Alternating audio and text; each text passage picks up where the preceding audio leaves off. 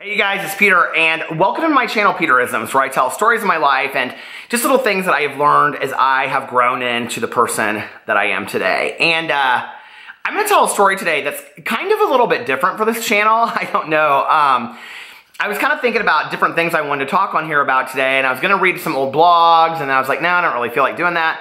And I was outside, and it was beautiful in Indianapolis today. It's like 68 degrees, and I was drinking my coffee, and I was just kind of like rolling through my phone, watching YouTube videos, and I was watching like all of these clips of RuPaul's Drag Race queens, like all across the world, like in their, doing shows and stuff like that. And I was like, I've never really made a video talking about why I love watching drag. Like, I have done videos about drag queens. I've done videos about RuPaul's Drag Race. I did RuPaul's Drag Race reviews.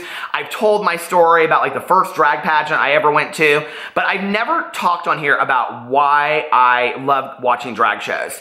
And it's very, very important, I think, that you know that I've never been in drag. I'm not opposed to it at all. And I would love to do a video with somebody at some point and where I get dressed up in a drag. And I'm just gonna tell my truth on here right now, okay? If you're watching RuPaul's Drag Race, Blair St. Clair, hey Blair, is from Indianapolis, Indiana. And she's our first Indiana queen ever.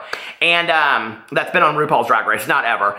And she, about a year ago, I don't know, was it a year ago? Something like 6-8 months ago, I did a video about her because TMZ had covered a story about her. So I reached out to Blair and I was like, hey, would you like to do a video with me? And she was very pleasant. I mean, unbelievably pleasant. And she was like, yeah, let's do a funny video together and maybe I could put you up in drag, and we were gonna do it and all this kind of stuff. And then I slacked on it and I was like, I forgot to get back in contact with her. And now, since we're gonna talk about the fan anyway, I'm gonna bring the fan out because I'm gonna talk about why I use the fan in my videos.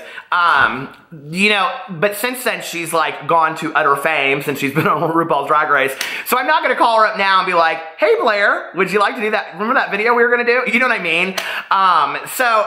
If she's ever in town, hey Blair, if you ever wanna do a video, let's get together. But anyway, but I would love to do a video sometime with a drag queen putting me in drag. I think it would be so much fun. And so this is how it kind of started for me. I want to kind of tell the story of how I started watching drag shows and how it all started. Before I came out, like I came out on my 18th birthday, which is the end of June, after I graduated from high school. That month of June, I started hanging out with a good friend of mine, and she had a lot of friends that were gay because she worked in a mall, and when you work in a mall, there's a lot of people that are gay that work in retail, and that's not just a generalization, it's the truth. And so she had met a lot of these guys, and she was hanging out with them, and we were going over their apartments and stuff like that, and I was like, I'm not gay, I'm bisexual, I'm not gay, I'm bisexual, And that whole process of hanging out with those guys really, I think, made it easier for me to finally come out and find acceptance in myself. And so anyway, she had a fake ID and I did not. So when I turned 18, she started going out to like bars, and she was going to drag bars because in Indianapolis at the time, Indianapolis had a huge, it was kind of the hub of drag in the Midwest to some degree. Chicago has the Baton, which is like this amazing nightclub. And, like Louisville has had the Connection at the time. Now it has Play nightclub. And, Nashville, Tennessee had drag clubs. But Indianapolis had literally 5 or 6 drag bars at the time, or bars that had drag shows in them, and amazing drag shows. And, at one time had hosted, I think it was Miss Gay America or something like that here at the 21 Club. But that was all a couple years before I came out. So I had met these guys, and most of them did drag that she was friends with. And so they would be like, oh girl, you wanna come out with us? All you'll do is carry our drag, and I didn't even know what any of this meant, carry our drag into a bar. And I was like, okay. Well, there was this bar in Indianapolis at the time called Tomorrow's, and it was this very small, totally hole-in-the-wall dive bar, right? It was an all-drag dive bar. And So I remember the very first time I walked into a drag bar. This person's friends with me on Facebook too, Natalie Cooper. Got their name Natalie from Facts of Life. You take the good, you take the bad, you take it on, there you have the facts of life. Anyway, so Natalie was like, you're gonna carry my drag in. And this was like at 8 o'clock and the show started at like 10. And she was like, nobody will question you as long as you just carry my stuff in, right? Now, there were like 3 of us that were all like these young guys, right? That like wanted to go out to the bars but had no way in because we didn't have fake IDs and we weren't 21. And so we all carried these drag queens drag in, and then we would sit in the dressing rooms while they were getting ready, and then like once the show started, we would just kind of go downstairs, so to speak. You know, and at that time, it's so funny, I look back on it, like, gay bars really did not care about like how old you were if you were in a bar and stuff like that. I mean, they weren't gonna have 15-year-olds in there, but if you were 18 or 19, they really didn't care, you know? It wasn't like they were not serving you. I was served alcohol a lot.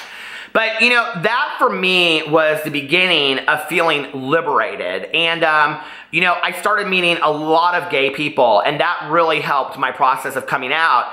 And I remember that I saw my stepmom's hairstylist, who was also my hairstylist, at a gay bar one night. And I may or may not have been kissing somebody. And so... and he had seen me, and so I told my stepmom and my dad on my 18th birthday, and I told my mom too. And I've told that story on here before, so I'm not going to tell it today. But that really helped me because I didn't care who knew as long as my parents and my family heard it from me first. I just didn't want them to hear it from somebody on the street or like a hairstylist being like, oh, by the way, I saw Peter out kissing a guy at a bar. You know what I mean? So for me, it was so liberating, and drag was a big part of that. You know, when I first started going out in Indianapolis, drag was like everywhere. You know, you would always start your night off with a drag show. So like at 10, like from 10 to 12, we would watch drag shows. And I would love to, I mean, I can mention these bars, but nobody will know what I'm talking about today. There was like the 10, which was a lesbian bar, and they had fantastic drag shows. You know, and there was the Metro, and there was Club Cabaret, and all this kind of stuff. And then later there was Talbot Street. And there was all these amazing, there was NYC, but they didn't have drag shows. There was all these amazing bars that had drag shows in Indianapolis at the time. And and I really, in town here, I need to, but I haven't been to a drag show. I cannot tell you the last time I've been to a drag show here in Indianapolis. When Alex and I were in Miami, we went to 2 drag shows. Isn't it funny that when you're out of town, you go, but when you're in Indianapolis, you could go to, there's, every night of the week, there's a drag show, but I don't go. So anyway, and that's kind of how I got introduced to it. And you know, all of these friends of mine that did drag were like such like exuberant characters. And it's so funny. So whenever I mention this on here and I say the names, people, there's always one person in the comment section that's like, oh my God, I know that person. So, you know, like for me at the time, it was like the Gina Jones and the Stacey Stevens and, you know, who else? The Jamie Hunters, the Lena Myers, the Alexandria Priests, you know, all of these people that were like big deals in Indianapolis. And I looked up to them and they were like such exuberant, you know, fantastic characters in and out of drag. And it was so fun because they would do their show and then they would go out, you know? And so we were always like, we thought we were it. We thought we were the answer, you know, if we were like right with them, like out on the scene, you know, because these people were really well known in Indianapolis. They were, you know, within the gay community, they were celebrities, you know? And Samantha Sinclair, another one. Fantastic drag performers, you know? And to some degree, it's interesting because like drag has changed so much over the years, but back then it was all pageant driven. And so I got very involved like in the whole pageant scene, like going to pageants and meeting pageant queens. And, you know, through the years, I met some fantastic queens that won, you know, national, international titles. And some of my favorite queens in the entire world, you know, Erica Andrews, who is, you know, Roxy Andrews' mother, is my all-time favorite drag queen, female impersonator, as well as like Whitney Page from Texas, you know, and it's so like people always talk to me, they're like, why is Alyssa Edwards like, you know, beast? Why is she your favorite queen? I saw Alyssa Edwards in pageants years before she was ever on RuPaul's Drag Race and loved her and thought, oh my God, she is absolutely gorgeous. Erica Norell, you know, all of the Miss Continentals, I just like, oh, I just faint around them, you know, like they're just so fantastic. And to this day, I think like drag queens, whether it's on RuPaul's Drag Race or in a small town drag bar, or whether it is, you know, like in a pageant and they've like won a pageant or they have a following in a pageant, are all to some degree celebrities within a certain part of the community, if that makes sense. And so like all of us, I think, want that kind of like spotlight for a moment. You know, I often reference the book Wonder by R.J. Palacio. And in there, you know, the main character says at the end of the book that his motto for life is that he thinks that everybody just once in life deserves a standing ovation. Going to drag shows made me feel like I might at one point in my life get that standing ovation. Because here were these people, you know, that were putting on tons of makeup and wigs and dancing their asses off. And oh my God, I mean, some of these people, like, just like this Gina Jones that I'm talking about, okay, was not the thinnest person in the entire world, could dance her ass off. And I can remember just sitting there watching her and being like, yes, yes, yes, yes, you know? And then I went to my very first pageant ever, which was in Louisville, Kentucky, and it was National Entertainer of the Year. And I remember we were all down there because my friend Austria was in the pageant, and who later became a very, very good friend of mine. And I haven't talked to her in years and years and years, Austria Andrews, but she was fantastic. And you know, so she was in the pageant, but then also another friend of ours, Terry Vanessa Coleman, was in the pageant, and she worked at the Connection in Louisville for years and years. And by that point, a friend of mine had already moved to Louisville, so we all trekked down there and stayed for the whole week, okay? Now, break out the fan from my Peterisms channel. I might have drank a lot and taken a few substances I probably shouldn't have that week. But it was such a liberating week for me. I remember I went down there with a friend of mine, well, two of my friends, and one of them has since passed away. His name was Duke. And that week, Duke and I, like, I don't know what was going on, but like every drag queen in the world, because we knew all of them, was giving us their drink tickets, and we were just tanked the entire week. And we had so much fun, and we met all these queens from all over the country. I remember we met this one drag queen, Motion, from Atlanta, and we had so much fun with her the whole weekend. And it was just so liberating, you know, to see these people that had dancers and were putting in productions. And, you know, all of my life, I had these feelings inside of me that I wanted to be seen. I wanted to be accepted for who I was. And here was somebody on a stage, right, demanding acceptance, demanding validation, demanding the crowd on their feet. And it was so liberating. I can't explain it to you. And through the years, you know, I continued to go to drag shows. I continued to, you know, go to drag pageants and, you know, meet these queens and just be like, sit there in awe, you know, and when they were just regular people, just regular, you know, performers and people. And then RuPaul's Drag Race started, and I have watched every episode of every season since that show has started. I've watched every Untucked behind the scenes. I've followed their careers. I love them. I love all those queens. And, you know, I mean, I think the stamp of approval today is to be on RuPaul's Drag Race, which is awesome. I think it's great for those queens. It's also sad for the smaller queens that will never be on that show, right? That are fighting for bookings and fighting for things like that. But for me, I still love to see that queen, you know, in some small county drag bar. Because listen, I used to go to a lot of them when my friends would do bookings all over the state. That's just, she, you know, for the first time ever, she's got up in drag on an amateur night. And there she is, feeling herself, doing a Stevie Nicks song, or, you know, like a Beyonce song, or just a Lady Gaga song or something. And for that moment, she's getting her standing ovation. And everybody deserves that, you know.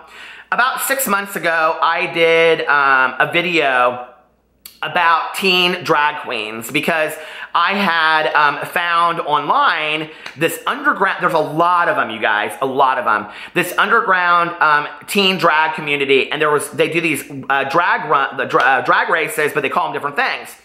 So I found this one, and it was called Drag Showdown. It is still not done. Like each season is like a year long because she has to put them all together. But anyway, I love this show. I fell in love with Drag Showdown. And if you haven't seen my video talking about the teen drag queens, I'll try to link it at the end of it because it's such a fantastic video. And one of the things that I learned about this, okay, when we talk about drag or we see RuPaul's Drag Race and, you know, we don't think much about, you know, why it's important and things like that. that in talking to the different queens that were in these, you know, these teen, and it goes from like anywhere from like 13 years old all the way up to 21, that were in these underground teen drag races that are on YouTube, there's a lot of them, was that for a lot of these teenagers, their bedroom behind closed doors was the only place that they could do drag and express themselves and feel liberated in the world. And just imagine that, you know, and it's been a long time since I've come out, and it just really like broke my heart a little bit to find out that a lot of these teenagers weren't out, not as drag queens, but out to their families who would probably never accept them, and had to do these filmings behind closed doors where their families would never know, you know, or they went over to friends' houses to do it and things like that. And I just was so completely moved by all of this. So I will also link Drag Show down below. And from that, you can go follow all these queens, and they've been in like 100 different shows and stuff like that. But, you know, it's amazing the power that drag has today, you know? When we look at like the Sharon Needles and the Alaskas in the world that have been on RuPaul's Drag Race, and the Bianca Del Rios, and, you know, all of these people that have been on there, and we all have our favorites, you know, the Trixies and all of them on there. I have probably... If there's 13 queens in every season, I probably have 13 favorites, or for some reason I love them all, you know, or 10 favorites. And they each, you know, I think teach us something different and demonstrate something different. And they're speaking to a whole new generation. But whether you are 10 years old, or 20 years old, or 40 years old, or 60 years old, I think that watching drag, or doing drag, or whatever, or for me on my main channel, flipping a fan, because it makes me feel just a little bit more fabulous for the day. It makes me feel a little bit more, I don't know, grand. You know what I mean? Like, it just does. And don't we all want to feel that a little bit more? Don't we all just like, do you ever drive around in a car with sunglasses and turn your music up real high and lip sync all the words and you feel like you're a celebrity?